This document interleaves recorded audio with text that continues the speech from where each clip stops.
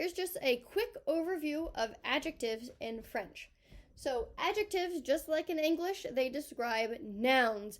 But what's a little bit different is that they need to agree or match the noun that they are describing.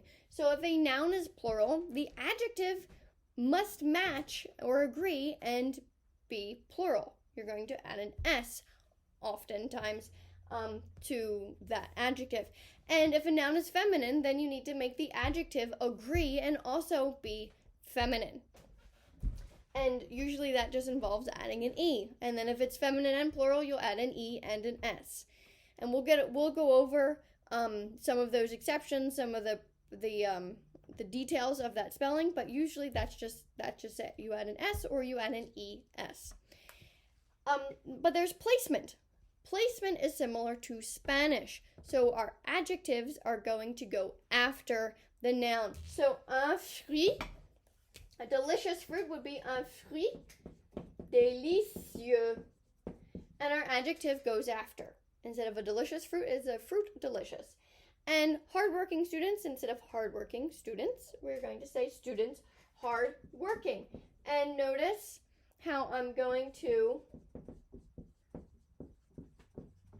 this is feminine and plural, so this must also be feminine and plural. And again, I added, I made it plural. I added the E, I added the S. Now, there are some exceptions to the rule of adjectives go after.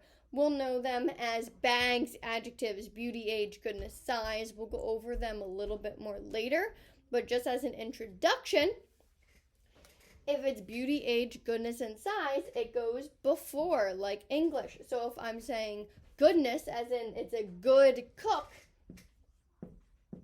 then I would say bonne cuisinière. But if I was saying an intelligent cook, well, intelligent,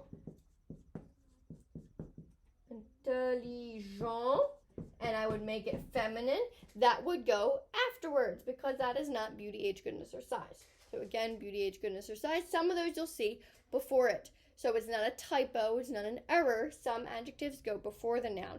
Most adjectives will go after the noun. And again, don't forget that we have good, which is an adjective, but well is an adverb.